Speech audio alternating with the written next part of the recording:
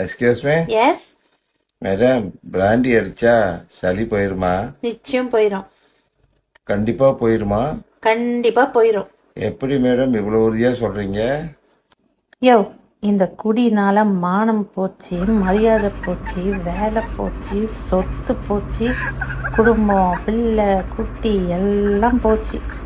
இவ்வளவும் போகும்போது இதனோண்டு சளி போகாதா? நேர்மையாக இருக்க ஒரு ஆணுக்கு ரொமான்டிக்காக பேச வராது, பொய்யா நடிக்க தெரியாது, எல்லார்கிட்டையும் அன்பாக இருக்க தெரியும், எல்லாரையும் நேசிக்க தெரியும். அவங்களுக்கு கிடைக்கிற பரிசு ஏமாற்றம். நீங்க நோட் பண்ணிருக்கீங்களா, ஆண்கள் அவ்வளவு சீக்கிரத்துல தத்துவ ஸ்டேட்டஸ் போட மாட்டாங்க. அதை மீறி ஒருத்தன் தத்துவ ஸ்டேட்டஸ் போடுறான்னா குடிச்சிருக்கணும். இல்ல இல்லன்னா பொண்டாட்டி ஒன்று அடிச்சிருக்கணும். யார எங்க எப்படி வைக்கணுங்கிறத தெரிஞ்சுக்கோ, இல்லனா நீ எங்க இருக்கணுமோ அங்க இல்லாம போயிருவ. டாட்டாங்கிறாங்க, பிர்லாங்கிறாங்க, அவங்கள்ட்டலாம் கோடிக்கணக்கில் சொத்து இருக்கு. அவங்கள பார்த்தெல்லாம் யாரும் பொறாமப்படுறதே இல்லை. பக்கத்து வீட்டுக்காரன் லேசா வளர்ந்துட்டா போதும், அவனை பார்த்து பொறாம பிடிச்சி அலையிறானுங்க. என்னுடைய பேரு ஜிம்பலக்கடி பம்பா. என்னது? ஜிம்பலக்கடி பம்பா. ஓஹோ, அந்த அம்மா பேரு பம்பலக்கடி ஜிம்பாவா? நோ, அவ சுத்தமான தமிழ் பொண்ணு. ஓஹோ. என் ஒய்ஃபு பேரு நந்தவனம், முதல் பொண்ணு பேரு புஷ்பவனம், கடைசி பொண்ணு பேரு பூங்காவனம். அந்த உட்கார்ந்துருக்க அந்த அம்மா பேரு திண்டிவனமா? ஏன் நீ டீ போட்டு குடுக்குற? பால் பாக்கெட் வாங்கிட்டு வரனுக்கு டீ போட்டு குடிக்க தெரியாது?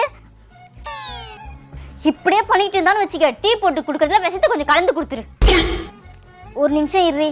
என்னங்க டீ போட்டு தரணுமா? இல்லம்மா, நான் போய் டீ போட்டு உனக்கு எடுத்துட்டு வரேன், நீ இங்கே உட்காந்துரு. ஏங்க, உங்ககிட்ட ஒரு கேள்வி கேக்குறேன்.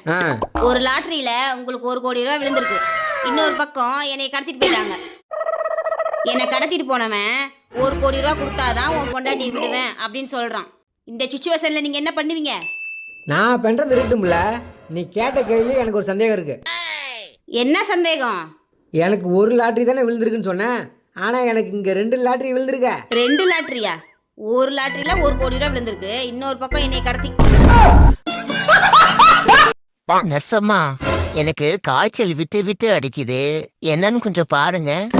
விடாம அடிக்கிறதுக்கு அது என்ன உன் பொண்டாட்டியா? காய்ச்சல்லாம் அப்படிதான் அடிக்கும். சரி சரி. ஊரெல்லாம் சுற்றுவான், ஆனால் வீட்டிற்குள் வரமாட்டான். அவன் யார்?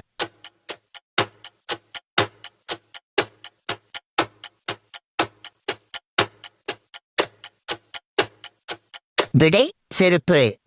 வெள்ளிக்கு அப்புறம் சனி, ஜெயிக்க போறது எங்க அணி. சனிக்கு அப்புறம் ஞாயிறு, பேசாம போயிரு. டேய், என் காசு எப்பதான்டா தருவ?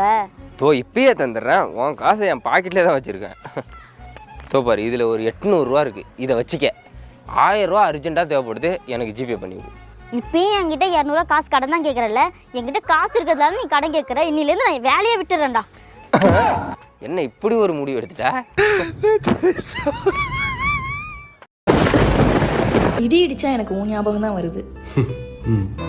மழை சாரல் அடிச்சாலும் எனக்கு உன் ஞாபகம் தான் வருது. மழை துளி என் மேல பட்டாலே உன் ஞாபகம் தான் வருது. உன் கொடை கொடுத்துட வேண்டி, சும்மா குத்தி காமிச்சிட்டு பேசிட்டு இருக்கான். நம்ம பாட்டுக்கு சிவனையில தான் இருக்கும், இருந்தாலும் இந்த மானங்கட்ட மைண்டு எதையும் நினைச்சுக்கிட்டே இருக்கு.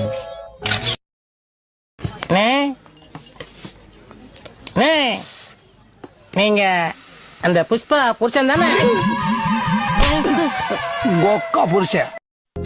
முன்னாடிலாம் நம்ம கூட பேசுறதுக்காக என்னென்னமோ பண்ணுவாங்க, ஆனா இப்பெல்லாம் நம்ம கூட பேசாம இருக்கிறதுக்காக எல்லாத்தையும் பண்றாங்க போல.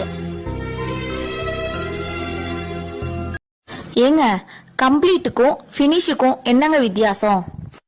உனக்கு புரியுற மாதிரி சொல்லணும்னா, நான் உன்னோட வாழ்க்கைக்குள்ள வந்தேன், உன்னோட வாழ்க்கை கம்ப்ளீட் ஆயிடுச்சு.